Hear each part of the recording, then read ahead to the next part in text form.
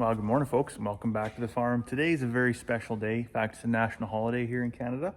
It is called Last Chance Sunday, not to be confused with Second Chance Sunday. No, this is the one Sunday in January after a Chinook when everything that you did not pick up in October or September, whenever before the first snowfall, suddenly reappears. And a few other things actually appear magically too. Pretty wild wind here last night, and this tote, which is actually belongs on the complete opposite side of the shop, somehow floated up like a UFO and was deposited here. But that's okay. Anyways, why is it called Last Chance Sunday? Well, because we get such a Chinook, everything melts. You can see there's just pools of water out here. So anything that reappears that's sitting in a pool of water, if that has a chance to refreeze, you are never going to see that again until end of April, beginning of May. Whereas where it was before, maybe it was just sitting on the ground and buried in snow. Now it's going to be actually rock hard, frozen in the ice if you don't get after it. So there are a couple of things that suddenly reappeared. I'm going to do the flight of the bumblebee, the winter bumblebee, and see if we can't get all that stuff cleaned up. I'm going to try and put this tote away. And then I got to do a little bit more fence repair. I started on a fence repair yesterday to keep the sheep, the mature lambs actually in their pen, and they're crafty little buggers. So we're gonna go to zip ties. So basically I put a strand of barbed wire on top of the page wire. And so what I'm actually gonna do is I'm just gonna zip tie the page wire and the barbed wire together just to keep tension across that entire line. And this should only need about a half a dozen. And then that way when they apply that forward pressure, the page wire doesn't just go bloop, right? Because it'll be held in tension by that upper strand of barbed wire. And we'll see if that works. So these here are the zip ties I'm gonna be using. As you can see, they're not some just chintzy piece of crap from the dollar store. There's some very heavy duty industrial ones. In fact, these are even hard to cut with a pair of side cutters. Never mind just having a sheep pushing on them. So that's what we're gonna put up on the fence.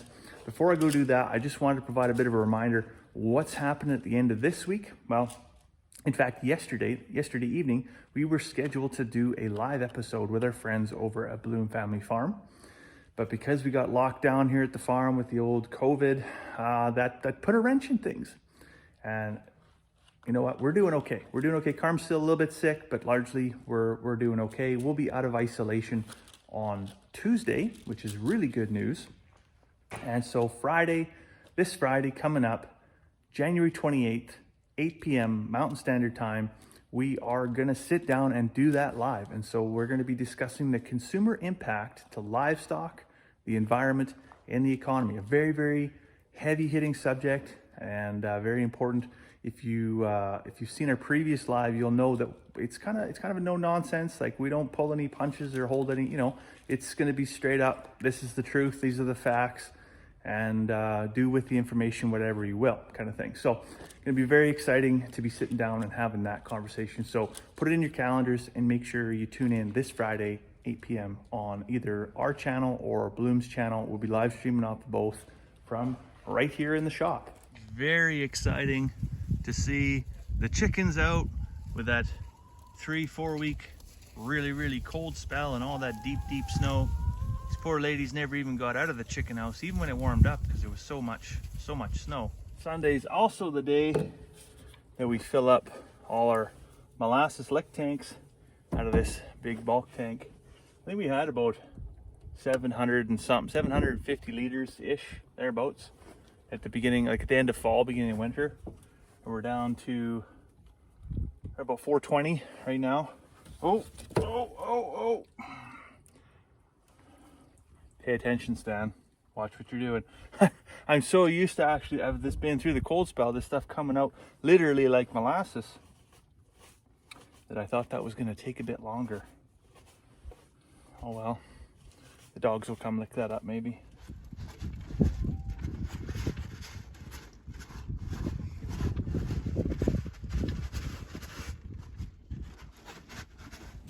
Okay, Charlotte, what are we doing? We're making cookies? Yeah, are you just eating chocolate chips? Yeah. So today we're going to be making our old family recipe, chocolate chip cookies. And things aren't really measured very, very well, but we're going to try and give you a rule of averages here for our chewy chocolate chip cookies. 2.5 cups brown sugar. Don't use any white sugar. Dump that right in the mix master. 1 cup salted butter, melted. We use salted butter instead of using unsalted butter and then adding salt. Dump that in there. Perfect. 2 eggs laid from our chickens first thing this morning. Dump that in there. And then 1.5 tablespoons of vanilla. Can I borrow that? Thank you. That looks like about 1.5 tablespoons. We'll get all that mixed together before we carry on. Okay, turn it on.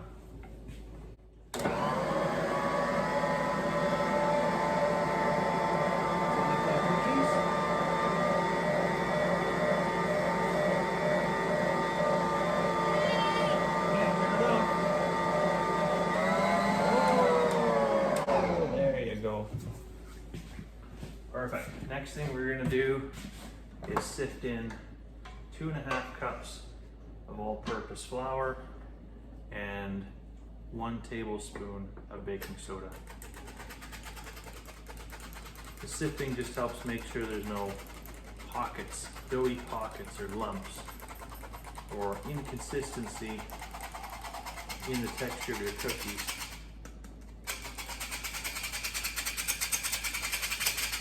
Perfect, and there's a little bit of stuff that fell through there already. Where is that button? Put the lid back on. Where is that button? Where's the button? Yeah. You mean this button right here? Huh? You want to squeeze it? Wow, look at that. Okay, turn the mixer on. Good job. You hear it start to bog down. Really getting a good dough consistency. Okay, turn it off. I want to see that button, Daddy.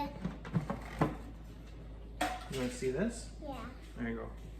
Next, we're going to add 4 ounces of chocolate chips. And underneath here somewhere is another 4 ounces of peanut butter chips, Reese's peanut butter chips. We're going to dump that in there. Get them all off the top. Put this in. Okay. Lid back on. All right. Okay, turn it on. Good job. Does it look like cookies yet?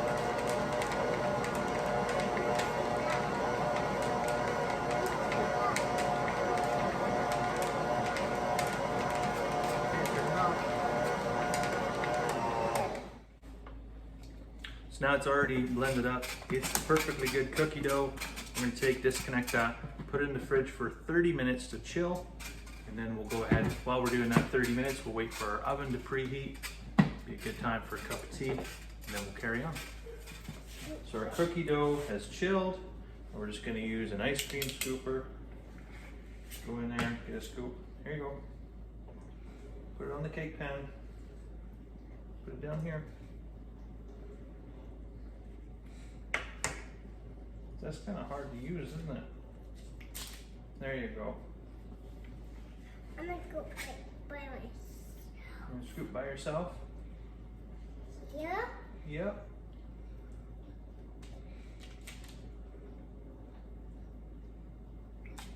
There you go. Good job. So I lost my helper, but anyways, on the tray, 4 inches apart, in the oven on 350, 15 minutes, and they'll be delicious.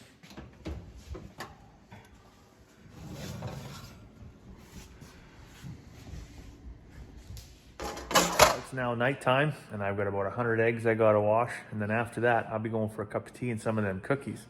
So for now, I'm gonna let you go. I hope you have a fantastic evening, and we'll see you tomorrow.